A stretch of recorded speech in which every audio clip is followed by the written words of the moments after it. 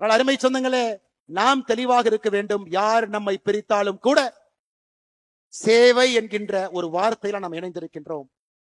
தமிழகத்தினுடைய மாற்றம் என்கின்ற வார்த்தையில் இணைந்திருக்கின்றோம். பெண்களுடைய முன்னேற்றம் என்கின்ற வார்த்தையில் இணைந்திருக்கின்றோம். இது எல்லாவற்றையும் தாண்டி இந்த வீதலிட அமைப்பு இட் இஸ் பிக்கஸ்ட் எக்ஸ்பெரிமெண்ட். இந்தியாவில் இந்த மாதிரி நடந்ததே இல்லை. போட்டோ இருக்கும், கட் அவுட் இருக்கும், தலைவர் ஒருத்தர் இருப்பாங்க, 10 தலைவர் இருப்பாங்க. அப்படித்தான் ஒரு இயக்கம் கட்சி நடந்திருக்கிறது. India against corruption, Anna Hazare, Aravind Kejriwal, Manish Sisodia, அத்தனை பேர். இந்தியாவில் ஒரு இயக்கம் வெற்றிகரமாக அந்த கஷ்டமான காலத்தை தாண்டி அரசியல் கட்சியாக உருவாக்கி அது 50 ஆண்டு 60 ஆண்டு அரசியல் கட்சியாக இருந்து படிப்படியாக சேவை செய்த சரித்திரம் இந்திய மண்ணில் இல்ல. அதை நாம் உடைக்க போகின்றோம் அருமை சொந்தங்கள். இந்த அமைப்பதை உடைக்க போகிறது.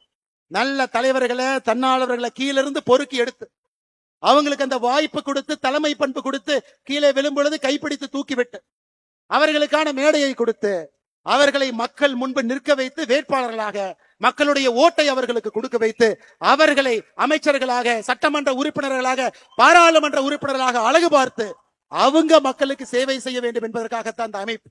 அதனால யாருக்கும் எந்த சந்தேகம் வேண்டாம். இது அரசியல் கட்சியாக மாறப்போகிறது. எந்த டவுட் யாருக்கு வேண்டாம்.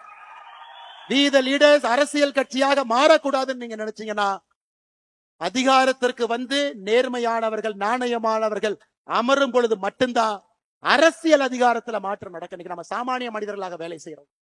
அதனால சரியான நேரத்தில் அது மாறும். சரியான எண்ணிக்கை வரும் பொழுது மாறும். சரியான தலைவர்கள் உள்ளே வரும் பொழுது மாறும். இன்னைக்கு அது மாறாது. இன்னைக்கு நமக்கு பணிகள் நிறைய இருக்கு, நிறைய வேலைகள் இருக்கு. அக்டோபர் 15ஆம் தேதி ஏபிஜே அப்துல் கலாம் ஐயாவுடைய பிறந்த நாள். கோயம்புத்தூர்ல ஏபிஜே அப்துல் கலாம் ஐயா centre for ethics and politics October 15, 2026 திறக்கப்படும். நான் தேதி அன்னைக்கு சொல்றேன்.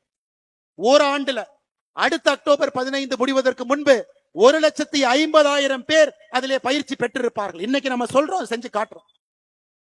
அடுத்த 6 மாத காலம் இத்தனை சமுதாய பணியை நாம் செய்ய போகின்றோம். அதையும் செய்ய போறோம். மக்கள் பார்க்க போறோம். அருமை சொந்தங்களே, நம்முடைய வேலை பெருசுங்க. நிறைய இருக்கு, நிறைய வேலைகள் இருக்கு. கிராம கிராமமா போகணும், மக்களை பார்க்கணும், நிறைய விஷயங்களை பேசணும். இன்னொரு தம்பி அடுத்த மேடையில் வந்து பேசும் பொழுது தந்தையை இழந்த தம்பியை நம்ம பார்க்க கூடாது. ஒரு கணவனை இழந்த விதவையை பார்க்க கூடாது.